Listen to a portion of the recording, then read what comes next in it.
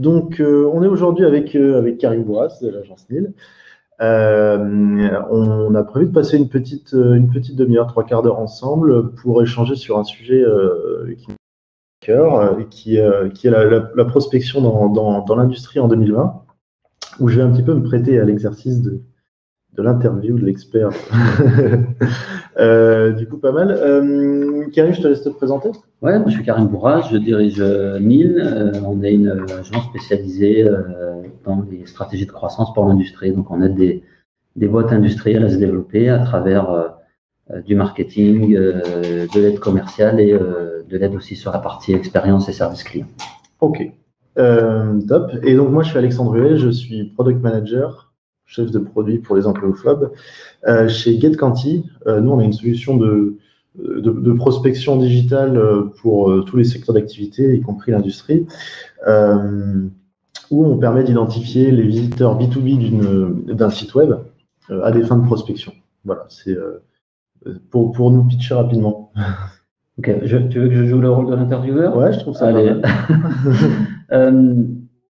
On est en 2020, donc l'idée un petit peu du webinaire, quand on avait discuté avec Alexandre sur un thème ou un sujet commun, c'est de se dire aujourd'hui, l'inbound marketing, par exemple, ce sont des techniques qui sont maintenant quasiment popularisées. Hein. On a beaucoup d'entreprises qui ont implémenté ce genre de méthodologie, de stratégie. On en entend parler partout.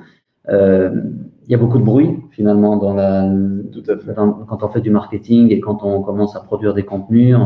On peut aussi se rendre compte qu'il y a beaucoup de bruit et qu'on génère aussi beaucoup peut-être de leads, de visiteurs qui ne sont pas forcément tout le temps les bons. L'idée de ce webinaire, c'est de dire en 2020, qu'est-ce qu'on a, nous marketeurs et nous commerciaux, pour ceux qui ont la double casquette, qu'est-ce qu'on a à notre disposition comme outils, comme stratégies qui peuvent aller un petit peu plus loin et d'être dotés un petit peu de super pouvoirs, parce que c'est un petit peu l'effet que ça fait. Ma première question, Alexandre, c'est qu'est-ce qui a changé aujourd'hui, là, en 2020, par rapport à ce qu'on faisait quand vous avez lancé GetQuanti? Je crois que GetQuanti il y a déjà quelques années. Ouais, déjà. Voilà, il y a des choses qui ont évolué. Pour toi, qu'est-ce qui a changé par rapport à il y a 4-5 ans ou il y a 10 ans en arrière? Alors, ce qui a changé, je pense, principalement, c'est la maturité digitale des entreprises. C'est que avant, il y a quelques années, il y a 5 ans, il y a 10 ans, quand on parlait de faire du marketing digital, et là, je ne vais pas rentrer sur de l'inbound, sur de l'IP tracking et autres, on nous voyait un petit peu comme des ovnis, et surtout dans des métiers comme la banque assurance, comme l'industrie, etc. Et au fil des années, en fait, ces entreprises-là se sont mises à investir en marketing, à investir en digital, parce qu'elles ont très bien compris que c'était utile et qu'il y avait un intérêt à le faire pour générer des leads, mais peut-être qu'elles n'ont pas été assez accompagnées, ou peut-être que c'est une courbe classique de maturité des entreprises. La courbe du hype. Exactement, c'est ça, et les early adopters, etc. Et maintenant qu'on a énormément d'entreprises avec un peu de culture digitale qui font des investissements en marketing, on se rend compte qu'ils font un peu tout et n'importe quoi. Donc il y a beaucoup d'investissements qui ont été faits en génération de trafic, par exemple sur les sites web. Mais une fois qu'on a dépensé beaucoup d'argent chez Google, ensuite pour convertir son trafic, pour exploiter tout le budget qu'on a réussi à mettre dedans, et ben là on se rend compte que c'est difficile. On attend les remplissages de formulaires sur un site web, on attend, voilà, etc.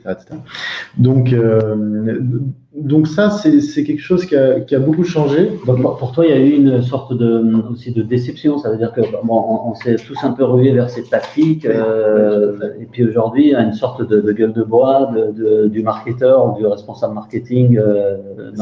C'est ça, on a vendu nous en interne nous les chefs de projet de l'achat SEA sur AdWords en disant c'est hyper simple à faire, ça coûte 1 euro du clic et on va générer un paquet de leads, et ensuite c'est mécanique. Le taux de conversion est toujours le même. Donc si j'investis 1 euro, je vais ramener 3 euros. Et en fait, il y a toujours une difficulté à fournir du reporting à sa direction de retour sur investissement. Ouais, ça, j'imagine que c'est quelque chose que tu proposes aussi avec ton agence. Mais c'est facile de dépenser du budget. Après, montrer combien ça a rapporté, c'est toujours un petit peu plus compliqué.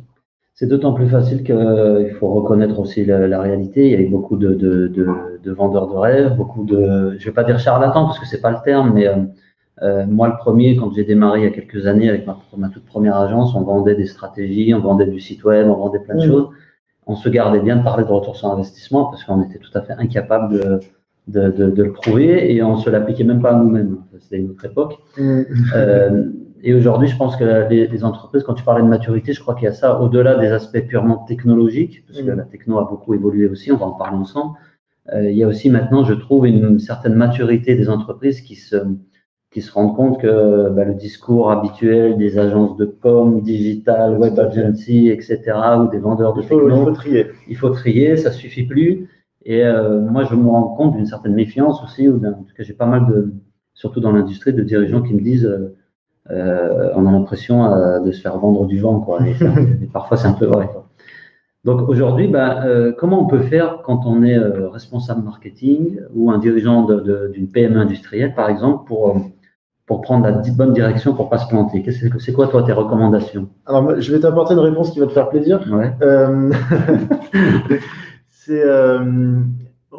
À l'heure actuelle, on a énormément de solutions sur le marché qui permettent à peu près toutes d'aller vers le même endroit, c'est-à-dire d'aller générer plus de leads, d'aller générer plus de clients, générer plus de chiffre d'affaires et que tout le monde soit content. Nous, GetQuanti, par exemple, c'est ce qu'on fait. Et je pense qu'il faut être très vigilant vis-à-vis du discours des éditeurs, vis-à-vis du discours de justement ces vendeurs de rêves dont tu parlais, qui sont assez difficiles à trier, et mesurer l'impact. On a parlé de ROI, mais c'est absolument important de mesurer le ROI. Et en fait, ça, les seuls qui vont vous permettre de vous aider là-dedans, de vous construire des tableaux de bord, etc., c'est les agences qui sont expertes, qui font ça toute la journée, j'exagère, mais qui ont l'expérience de réussite passée, d'échec passé, ça arrive aussi, et qui vont pouvoir vous dire, dans votre cas de figure, mettre ça en place, c'est pertinent. Si vous allez voir un éditeur monoproduit en leur expliquant votre problématique, ils vont vous dire, mettez notre solution en place et vous allez voir, c'est pertinent. Et en fait, le côté un peu multicasquette permet d'avoir du conseil, quoi. Je pense important. Il y a quelque chose d'important dans ce que tu dis, c'est aller chercher, en tout cas si vous faites accompagner par une agence ou des agences, faites-vous accompagner par des agences qui déjà s'appliquent ce qu'elles vendent. En fait, moi je trouve que c'est quelque chose d'important.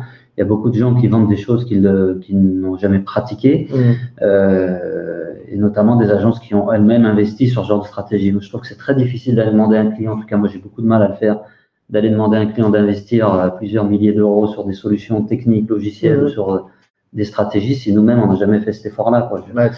Et c'est d'ailleurs, si je devais demain recommander GetQuanti à des clients, je ferais en sorte déjà de l'utiliser moi avant d'aller en parler à mes clients. Je trouve que c'est quelque chose, pour moi ça me paraît être la base. La spécialisation, c'est aussi une chose. Si vous avez des gens qui ont des études de cas, que ce soit des éditeurs comme GetQuanti ou comme d'autres agences, des études de cas dans le secteur. Donc si vous avez des gens qui sont spécialisés dans votre secteur d'activité, c'est aussi important. Parce qu'ils vont être capables de prouver justement des résultats et d'avoir cette connaissance. Et ce qui est encore plus important, c'est des études de cas chiffrées. Ça, en général, on les met un petit peu de côté. Mais il y a beaucoup d'études de cas où on dit on a réussi à générer plus de leads, on a réussi à faire mieux, etc. Mais quand là-dessus, on n'a aucune idée ni du coût de la solution, de l'implantation et de combien ça a ramené. C'est simplement une belle vitrine pour les. Quand on dit chiffré, on parle d'argent. Moi, je ne parle pas de like et de visibilité de trafic. On parle d'argent. Essayez d'avoir des études de cas sur des entreprises qui ont déployé ce genre de solution ou de stratégie et qui peuvent vous dire j'ai investi tant et j'ai eu tant de retour sur investissement. C'est un bon indicateur. C'est un bon indicateur. Ça permet vraiment de faire le tri parce que, en fait, si les gens ne sont pas à l'aise avec ça, ils vont avoir du mal à vous sortir une étude de cas chiffrée. Donc ça, je pense que c'est la première chose. C'est ce qui a changé aujourd'hui. Donc, pour résumer, c'est un peu plus de maturité. Donc, on recherche aussi un peu plus de sérieux et de retour sur investissement quand on investit sur ce genre de solution. Tout à fait. Et c'était pas du tout dans les specs initiales le retour sur investissement encore il y a quelques années. Donc, quelques années, c'était encore la jungle. C'était la jungle, fallait défricher. Une question aussi qui me vient à l'esprit, donc GetQuanti, bah, vous êtes vous dans la tech, on peut dire dans le Martech même, c'est comme ça que ça s'appelle. Pour ceux qui n'ont jamais entendu ce mot, les technologies du marketing ou les technologies marketing. Il existe des milliers et des milliers de solutions aujourd'hui. Hein. Je crois que tous les jours, on voit apparaître de nouvelles solutions qui vous promettent chacune quelque chose de spécial, parfois du tracking, de l'emailing, enfin, avec tout le panel. C'est quoi pour toi bah, déjà, peut-être on peut commencer par ça. Chez vous, GetQuanti, vous prospectez, j'imagine que vous utilisez votre solution. Tout à fait. C'est quoi votre stack technologique? Qu'est-ce que vous avez comme outil chez GetQuanti? Est-ce que c'est quelque chose que vous pouvez partager avec nous en dehors de votre propre outil? Alors, on fait beaucoup de choses chez GetQuanti, malgré le fait qu'on soit une petite startup. Notre premier outil de génération de leads, c'est GetQuanti, qui représente à peu près 35 à 40% des leads qu'on génère. Donc, on va pas faire une présentation de produit, mais simplement pour que vous ayez un petit peu. Qu'est-ce que vous faites avec, en fait? Une vision de ce qu'on fait. On dépose un code de tracking sur votre site web, sur toutes les pages du site web. Et ensuite, nous, en interne, on a un référentiel qui va permettre d'identifier à partir de l'IP une entreprise. Et à partir du moment où on a le nom d'une entreprise, on est capable de fournir quantité d'informations sur l'effectif, le secteur d'activité. On a un scoring pour voir si elles sont. Donc ça remonte tout seul dans la plateforme. Exactement. Je mets le code de tracking et je récupère ce genre d'infos sans aller chercher moi. Il n'y a plus rien à faire avec des contacts activables, c'est-à-dire numéro de téléphone, email, etc. 100% RGPD compliant. Je désamorce avant les. J'allais te poser la question parce que ça veut dire qu'on récupère en fait des datas sur. Finalement, c'est pas des datas personnelles, c'est plus des datas sur l'entreprise. C'est des datas sur l'entreprise et en fait en B2B, c'est tout à fait autorisé. D'accord. C'est quelque chose qu'on pourrait pas du tout faire en B2C. Ouais, parce que donc ça veut dire que je pourrais avoir l'adresse du gars, son numéro de téléphone. C'est ça. Vous êtes spécialisé sur le B2B et votre plateforme, donc dans le cadre de l'utilisation que tu en fais. C'est vraiment B2B. C'est ça. Donc on récupère les visiteurs, on les segmente, on les score et ensuite on les dispatche à nos équipes commerciales en fonction de leur secteur d'activité assez verticaux. On fait aussi du retargeting sur les visiteurs. Le retargeting, c'est recibler un visiteur de votre site web, soit en email, on le fait directement en natif sur la plateforme, soit le recibler sur LinkedIn, soit le recibler sur Google Ads pour faire des campagnes. Comment ça fonctionne? Vous connecter, par exemple, si je veux faire une pub sur LinkedIn à des gens qui auraient visité mon site web. C'est ça. Comment ça marche en fait? Comment vous connectez les deux? Alors, à l'heure actuelle, on est en POC avec LinkedIn pour le faire de manière automatique. Mais en fait, c'est assez simple. À partir du moment où on a une liste d'entreprises qui nous ont visité, on l'envoie directement sur LinkedIn en mode ABM, Acquaintance Marketing. Et ensuite, on fait des campagnes sur ces. Donc, LinkedIn va présenter spécifiquement la campagne publicitaire dans le flux. Uniquement sur les entreprises que vous avez ciblées. Qui ont visité le site web. Donc, c'est redoutable. Ça marche hyper bien. Sur notre stack, nous, on utilise beaucoup des outils de récupération, enfin de construction et récupération d'emails type Lusha, Casper, qui sont des entreprises de fourniture d'emails. Comment ça marche? Parce que moi, je pensais que l'achat de listes d'emails, on avait arrêté. Comment ça fonctionne, ça, Casper? En fait, ça se fait. En fait, ce qui a beaucoup changé, encore une fois, on peut en parler par rapport à avant, c'est qu'avant, on achetait des listes marketing, vous savez, à l'ancienne, sur des codes NAF ou sur des codes effectifs. On filait un CD-ROM pour les plus anciens d'entre nous. Et voilà, et ensuite on allait prospecter dans le dur toutes ces entreprises-là. Par contre, maintenant, ce qui a changé, c'est on parle beaucoup d'hyper-ciblage. C'est vous avez un visiteur pertinent pour votre entreprise qui a visité votre site web. Vous n'avez pas de contact sur celui-là. Vous allez dans une solution tierce pour aller chercher un email ou un numéro de téléphone parce que vous avez besoin de l'appeler spécifiquement. Donc il vous fournit le numéro, la ligne directe du gars, son email. C'est des outils comme Hunter aussi, c'est un peu la même chose. C'est exactement la même chose. Et voilà, la différence, c'est qu'on n'achète pas du batch de 10 000 emails pour aller faire une campagne qui ne performera pas. On cherche l'email spécifique en fonction du modèle d'email. Ouais. Et voilà, ensuite, dans notre stack HubSpot, je pense que tu connais bien. Je connais un petit peu. Tu connais un peu HubSpot. Donc voilà, nous, on a développé un connecteur natif entre GetQuanti et HubSpot pour récupérer toutes les datas de notre solution. Vous êtes sur quel hub sur HubSpot? C'est la partie marketing, CRM? Qu'est-ce que vous utilisez dans HubSpot? Parce que c'est large. Alors, nous, on utilise HubSpot CRM. D'accord. Et d'ailleurs, on a un connecteur avec HubSpot CRM. Pour nos usages de marketing, sales, on utilise beaucoup de solutions. On utilise plutôt Agile CRM pour faire des campagnes email. D'accord. Et ça nous convient très très bien. On a réussi à faire vraiment parler les solutions entre elles. Mais c'est vrai que HubSpot,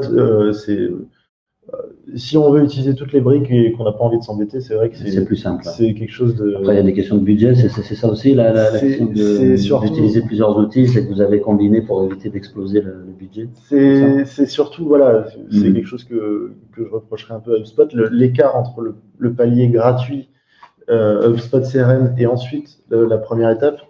Maintenant, il y a le starter quand même qui permet. Alors, tu n'as pas d'automation, il manque beaucoup de choses, mais tu peux déjà commencer à faire des choses intéressantes. C'est vrai que c'est intéressant. Nous, on a mis en place tout ça avant que le pack starter soit sorti. C'est vrai qu'il y avait un écart important entre le pro où tu dépasses. Et étant donné qu'avant, quand on était là, on est une petite startup. Avant, quand on était une toute petite startup, c'était encore plus dur. C'était un peu compliqué. Mais non, enfin, on sait que c'est des bons produits. On communique hyper bien avec eux. On a fait des livres blancs en commun. Okay. Donc, ce qui est intéressant, c'est qu'après, petit à petit, en moment où vous grossissez, vous pouvez aussi étendre l'utilisation de cette. C'est un projet. Et donc, vous utilisez le CRM, donc le CRM HubSpot, des outils de recherche d'email, votre propre plateforme pour aller identifier. Votre marketing, comment ça marche en fait? Vous le faites où? C'est-à-dire que vous avez un site web, donc c'est lui qui est quand même le réceptacle de la base de tout, parce qu'en fait, si j'ai bien compris, GetConti va aller identifier les visiteurs du site web. HubSpot permet aussi, quand quelqu'un télécharge quelque chose, de récupérer ses coordonnées. Exactement. Donc vous utilisez cette partie de HubSpot, ça tombe dans le CRM HubSpot. Et derrière, comment ça fonctionne? Derrière, on a un dispatch automatique pour tous nos SDR. SDR, c'est les commerciaux qui sont chargés de prospection dans le modèle. C'est le nouveau nom des commerciaux. Alors, pas exactement. En fait, dans le modèle commercial des startups, vous avez trois profils. C'est le SDR qui va Sales Development Representative, qui va aller chercher, qui va chasser et aller décrocher des rendez-vous pour des account exécutifs. Donc ça, c'est les commerciaux closing qui vendent en fait. Et ensuite, vous avez un troisième profil qui est le CSM, le Customer Success Manager, qui va faire l'élevage du compte, l'accompagnement, etc., etc. Donc on a segmenté les profils comme beaucoup de startups d'ailleurs. Et donc voilà, ça performe très bien. On a des SDR qui sont verticaux sur différents secteurs d'activité, à qui on va dispatcher automatiquement la liste des visiteurs du site web, tout le parcours de navigation, des données un petit peu contextuelles sur l'actualité de l'entreprise, sur des choses qui vont leur permettre d'accrocher un petit peu leurs prospects. Et ensuite, ils y vont. Soit ils vont prospecter en téléphone, soit ils vont mettre les prospects dans des scénarios de Sales Automation. Sales Automation, c'est un petit peu nouveau, mais pas trop. C'est l'équivalent du Marketing Automation, mais pour les commerciaux. Donc, alors, parlons-nous, parce que du coup, ça fait partie justement de ces super pouvoirs. C'est qu'aujourd'hui, en quoi ça consiste le Sales Automation? Le Sales Automation, ça sert à faire économiser du temps à un commercial. C'est-à-dire toutes les tâches un petit peu chronophages, hors réunion, parce qu'ils ne vont pas pouvoir économiser là-dessus. Mais sur la rédaction d'emails, sur la planification de tâches dans l'agenda, sur le suivi, rentrer des données dans le CRM, tout ça, l'outil de Sales Automation va tout faire. Il va planifier des rappels, il va envoyer des mails automatiques personnalisés avec nom, prénom, etc. Pour pouvoir décupler sa capacité de prospection. En fait, ce que j'entends dans tout ce que tu nous expliques depuis tout à l'heure, la techno, elle joue un rôle primordial. On en est convaincu. Et toutes ces technologies-là qu'on a citées, on a cité, je crois, 5 ou 6 outils là, depuis le début de notre webinaire. Est-ce que cette techno, il n'y a pas un risque de déshumaniser un petit peu l'approche commerciale, d'avoir tous ces outils Comment le perçoivent vos clients et après, j'aurais une autre question. Mais en fait, là-dessus, pas du tout, parce que là où la techno intervient, c'est pour te faire gagner du temps sur des tâches un peu qui ne sont pas très pertinentes.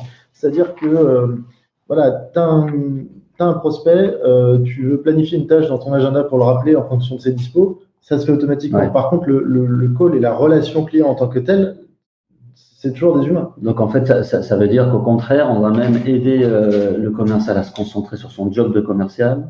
Avec des solutions technologiques voilà. comme ça, le commercial passera plus de temps au téléphone avec ses clients. Il passe plus de temps au téléphone, il passe plus de temps à aider ses clients, et donc du coup, on lui fait gagner du temps en automatisant tout ce qui peut l'être, finalement.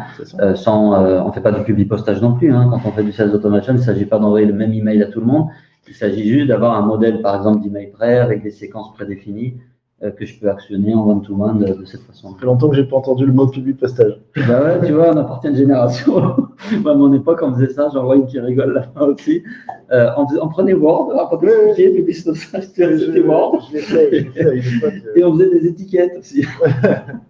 Donc, ce temps, il est clairement révolu. Aujourd'hui, c'est presque, enfin, moi, c'est ce que je dis souvent à mes clients, c'est presque une faute professionnelle pour un commercial, en tout cas pour une entreprise, de ne pas doter ses équipes commerciales de ce genre d'outils, parce que c'est pas normal qu'un commercial passe des heures à faire les mêmes choses, à réactiver le même genre d'email.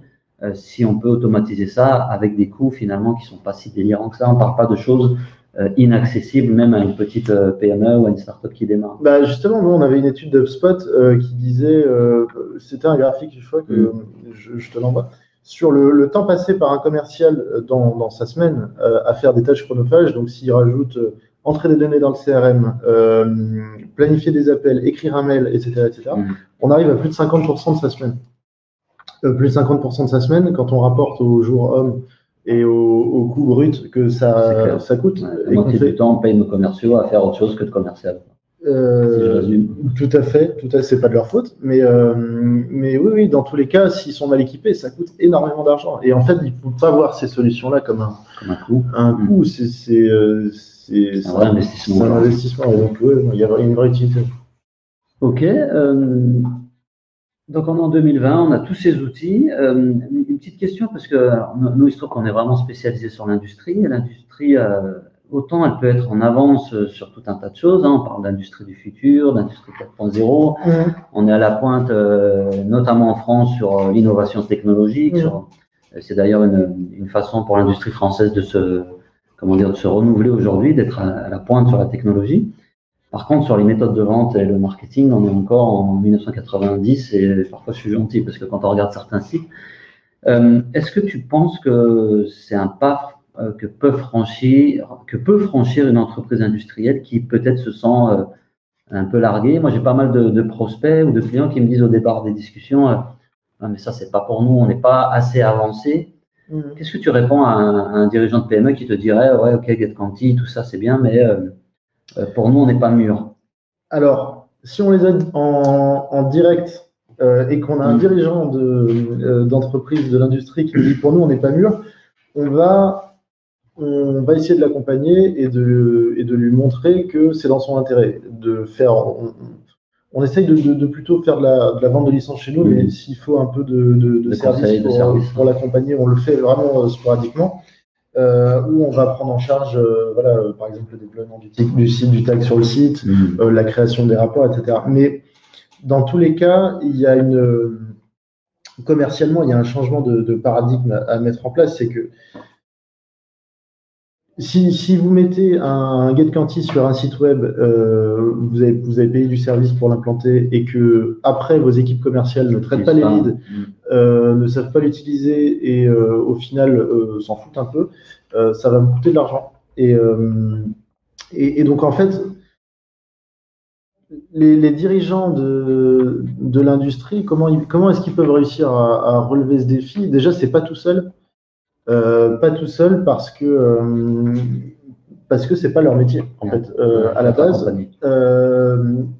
Recruter quelqu'un en interne pour le faire, un responsable digital et tout ça, ça peut être une solution, mais après qui recrute un responsable digital, qui valide les compétences d'un responsable digital à part le dirigeant, voilà. Et non, les agences, je pense, ont un rôle à jouer qui est clé là-dedans, c'est que les industries, au vu de leur panier moyen, au vu de leur cycle de vente, elles ont un intérêt énorme à utiliser ces solutions-là. Et oui. C'est un peu ce que j'allais dire, c'est que moi je trouve que le genre de stack stack, c'est le panel, en tout cas l'ensemble des technos que vous utilisez par exemple chez GetQuanti, qui n'est pas très différent de ce qu'on peut faire nous chez NIL.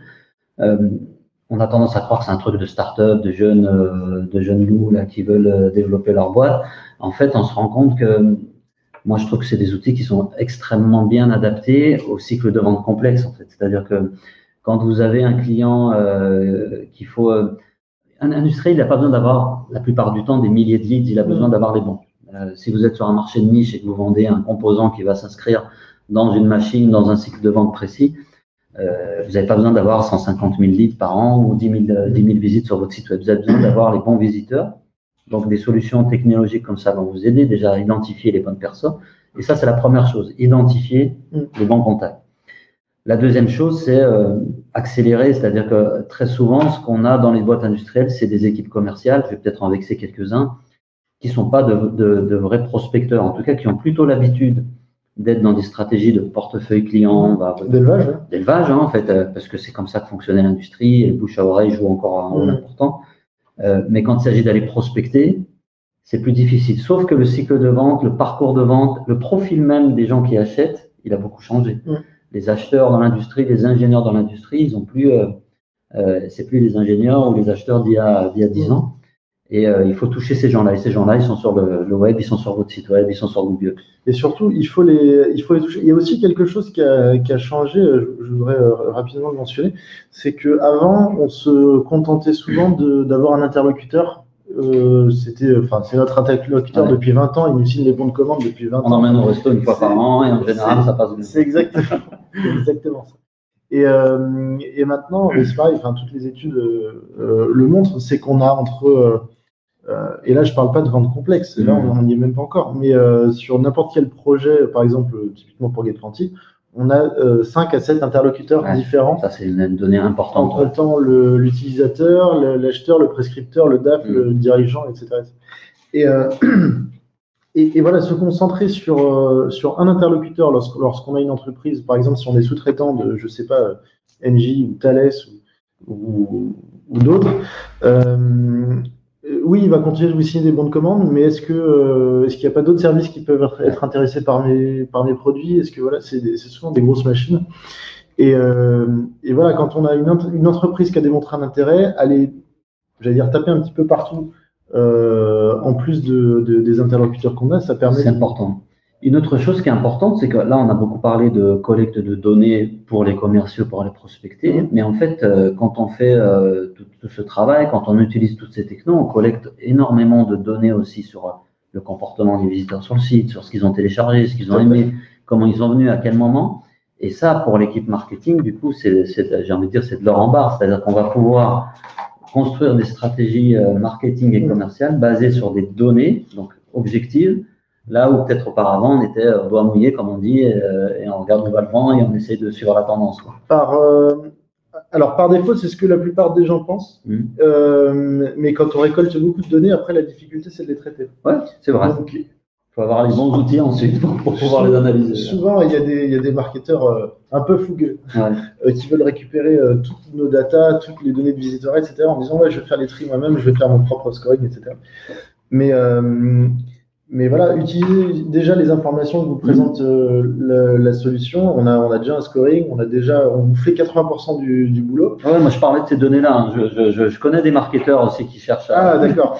Mais vraiment, moi je parlais des données de base que vous fournissent.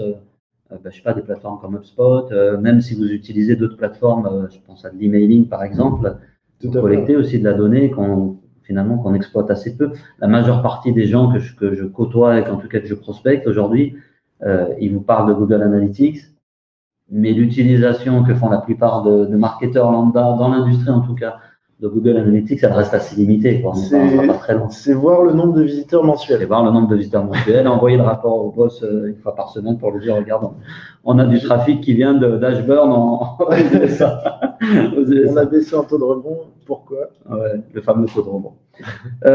Ce que j'entends aussi, et ça c'est peut-être un point de blocage qu'on peut souligner et que tu as commencé à évoquer, c'est qu'au-delà de l'accompagnement qu'on peut avoir en tant que dirigeant, de responsable marketing commercial, sur la technologie elle-même, ça je pense qu'il y a pas mal d'agences, vous-même en tant qu'intégrateur, vous allez fournisseur de solutions, vous allez certainement aider vos clients et les onboarder. un aspect qu'on néglige souvent, qui peut être un point de friction, c'est les commerciaux, en fait. C'est le profil même des commerciaux. Qu'est-ce que vous faites chez GetConti? En tout cas, comment vous accompagnez vos clients, ou quels conseils tu pourrais donner à une boîte industrielle qui pourrait avoir peut-être des commerciaux, messieurs ou mesdames, excusez-moi du terme, peut-être un peu old school, peut-être un peu, parfois un peu réticents à l'adoption de ces technos.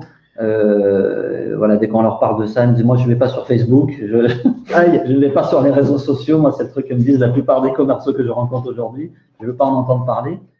Qu'est-ce qu'on dit à des profils comme ceux-là qui sont peut-être un peu réfractaires? Moi, la première chose que je leur dis, c'est venez à ma formation d'alignement sales marketing. Tu as raté la place, là. Tu nous donneras la date, on la publiera. Mais non, mais c'est un sujet qu'on aborde tout le temps. Le principal conseil qu'on peut donner, c'est mettez-vous d'accord entre les services commerciaux et les services marketing sur ce que vous allez faire. Mettez-vous d'accord sur ce qu'est un lead, parce que on voit que c'est un terme qui est utilisé par des équipes marketing d'un côté, des équipes commerciales, et elles n'ont pas du tout la même définition.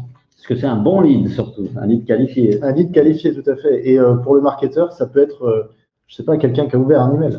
Mais si les commerciaux doivent appeler tous les mecs qui ont ouvert un email, c'est absolument impossible. Et le commercial, il veut des contacts, des données de contact à jour, des coordonnées, il veut un projet avéré. Il veut énormément de choses. Donc, est-ce qu'on ne peut pas se mettre d'accord déjà sur ce qu'est un lead? Et à partir du moment où on s'est mis d'accord, on a serré la main. Il y a des boîtes même où le directeur marketing et le directeur commercial signent un accord en disant voilà, ça c'est un lead. À partir du moment où on a tous ces critères-là, on est bon. Voilà, se mettre d'accord et faire des tests. Déjà commencer par avoir peut-être une équipe pilote de commerciaux qui sont les plus matures digitalement parlant. Pour faire des tests sur des nouvelles solutions. Voilà, énormément de choses. On a quelques supports là-dessus, ça peut être intéressant. Donc, se mettre d'accord sur la terminologie, qu'est-ce qu'un lead? Enfin, en gros, identifier les différentes étapes de vie d'un prospect ou d'un client et essayer d'être aligné sur les définitions. Et il y a aussi, le fait de réussir à démontrer à son équipe commerciale que c'est dans son intérêt. Et que oui, c'est un petit peu différent de prospecter, par exemple, les visiteurs de son site web. Il y a des choses qu'on ne fait pas du tout. Typiquement, les appeler en mentionnant bonjour, j'ai vu que vous êtes passé sur mon site web. Non, ça c'est assez intrusif en général. On a essayé, ça ne marche pas. Mais voilà, quand on a un intérêt avéré pour votre produit ou votre service, voilà, un coup de fil, un message LinkedIn. Sauf si vous vendez la techno. Moi je serais GetConti, je ne dis rien. Et tu le dirais au prospect. Et même pas. Ok. C'est un petit peu intrusif. On essaye de tourner ça autrement. Donc, il y a de l'éducation, entre guillemets, de la formation des équipes, d'accompagnement. On ne leur donne pas tous ces outils-là comme ça en leur disant allez-y, on vous a donné des super pouvoirs, maintenant à vous de vous débrouiller, ramenez-moi le business. Il faut les accompagner. Oui, J'ai noté la notion d'équipe pilote ou de champion. Si on a une petite équipe, nous, c'est quelque chose qu'on a mis en place chez certains clients. On en prend un, en fait, et on compte sur l'effet machine à café. C'est-à-dire que le gars, il va commencer à générer du business, on va lui faciliter la vie, il a des affaires qui rentrent plus facilement. Et puis les autres vont commencer à être un petit peu jaloux. Donc, on peut jouer aussi sur la notion de challenger entre équipes. Ouais, il faut aussi leur permettre de très rapidement de pouvoir prendre des décisions, c'est-à-dire en leur fournissant des dashboards sur le nombre de leads qui ont été traités, le nombre de le CA qui a été signé, tout ça, pour qu'eux-mêmes le voient. Et après, il n'y aura plus besoin de les convaincre. Et alors, quelque chose qui est important, si vous migrez d'une solution à une autre, moi je l'ai vu sur des migrations de CRM, par exemple, si vous changez d'une solution pour aller vers une solution plus entre guillemets plus moderne, notamment je pense au CRM ou aux outils que tu as mentionnés, faites en sorte que quand ils commencent à utiliser tout ça, tout soit prêt en fait. Typiquement, il y a des temps, des fois de migration où on fait ça un peu à l'arrache, où les opportunités sont gérées sur un CRM, les nouveaux leads, les leads internet sur un autre CRM. Ouais. Ça, c'est typiquement des situations qui ne vont pas favoriser l'adoption de ces plateformes et de ces technos par vos commerciaux. Donc, vous préparez tout, vous travaillez avec une équipe pilote, effectivement, 1 ou 2 personnes qui vont commencer à utiliser l'outil. On s'assure que tout fonctionne, qu'on a bien mis en place toute l'automation correctement. Et une fois que tout est prêt, on forme et on met le pied à l'étrier. C'est ça, et tout en travaillant en mode itératif. Exactement. Et puis voir si ça fonctionne aujourd'hui, est-ce que ça fonctionnera toujours dans 2 semaines? Voilà, on fait des points réguliers, mais c'est peut-être même pas grand-chose, juste pour dire tout va Et bien. peut-être qu'on peut y aller aussi par étapes, c'est-à-dire qu'avant d'aller contracter entièrement avec toute la plateforme HubSpot, on peut commencer par utiliser par exemple des solutions comme la vôtre, comme BetConti, ou d'autres solutions. Voilà, favoriser l'adoption de ce point-là en particulier, et puis créer aussi le besoin, c'est-à-dire qu'à un moment donné, ils vont se rendre compte que tiens, ils aimeraient bien aller un petit peu plus loin sur la gestion de leur lead. Il faut commencer, j'allais dire léger. Ouais. Mais typiquement, moi, nous, ce qu'on propose dans nos packs starters, c'est voilà, avoir une petite interface pour les marketeurs, quelques alertes par email ou par Slack, Teams, en fonction de ce que vous utilisez, pour les commerciaux, en disant voilà, il y a telle personne qui est passée sur le site hier, voilà toutes ses coordonnées, n'hésite pas à l'appeler. Enfin, c'est vraiment simple. Et avant d'arriver à des scénarios hyper compliqués de marketing automation. Ok, on va faire un petit résumé de nos discussions. Donc, je dis ça pour les gens notamment qui nous écoutent. Il y aura la liste un petit peu de tous les outils qu'on a cités. Ça sera intéressant que vous puissiez aller voir un peu ces outils par vous-même et voir si c'est des choses qui vous intéressent. Là, ça fait 36 minutes exactement qu'on parle. On arrive un peu à la fin de notre webinaire. Alexandre, j'ai envie de te poser une question là sur tout ce qu'on s'est dit depuis tout à l'heure. C'est quoi les 3 choses importantes pour toi que tu retiens si on devait faire une synthèse? Là, je te demande de m'aider un peu pour la retranscription après, en fait. Tu vas faire mon job. C'est quoi les 3 choses importantes que tu retiens de notre discussion? Alors, les 3 choses que je retiens de notre discussion, qui étaient très intéressantes d'ailleurs, je suis en train de gagner du temps, t'as vu? Ouais, c'est bien. La première, c'est on fait plus du marketing comme avant, que ce soit chez les startups comme nous ou dans l'industrie. On n'utilise plus les mêmes outils et on n'a plus les mêmes façons de prospecter, de contacter, donc de contacter des prospects. Donc voilà, il faut se mettre un petit peu au goût du jour. Il faut adapter sa prospection à l'environnement, enfin au marché. C'est le premier. Le deuxième, c'est plutôt interne. Pour moi, c'est l'alignement sales marketing.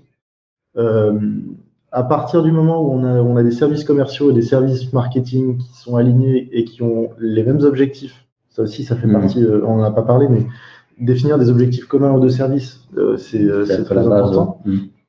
À partir du moment où ils sont alignés, où ils sont d'accord et qu'ils vont tous dans le même sens, là, on est capable de mettre en place des stratégies un peu complexes. Typiquement, CRM, marketing automation, etc. Donc l'alignement sales marketing, c'est très important. Et le 3e point, c'est pléthore d'outils. Quoi choisir quand on n'a pas ou peu de culture marketing digitale? Écoutez les éditeurs qui vont vous parler de ce qu'ils sont capables de faire, des études de cas, ce qu'ils ont déjà réalisé avec vos concurrents, ou etc., etc. Écoutez les agences et les intégrateurs qui vont, eux, faire le tri. Ils ont déjà fait le tri en amont sur ce que proposent les éditeurs et vous proposer en fonction de votre besoin la bonne solution qui va vous permettre de... Ok, voilà, très bien résumé notre conversation. Je te remercie beaucoup pour notre échange. Moi, je trouvais que c'était assez intéressant. J'espère que vous avez apprécié aussi. On peut retrouver ça normalement en rediffusion. On le mettra aussi certainement sur notre podcast Industrial Growth. Sur YouTube. Merci. Ouais, sur YouTube aussi, effectivement, sur toutes les plateformes. Partout. Les bonnes plateformes. Sur TF1. Et surtout, vous retrouverez encore une fois les liens vers toutes les solutions qu'on a citées, de manière à ce que vous puissiez aussi faire votre choix et voir un petit peu l'étendue des technologies à votre disposition. Merci. À bientôt. Au revoir.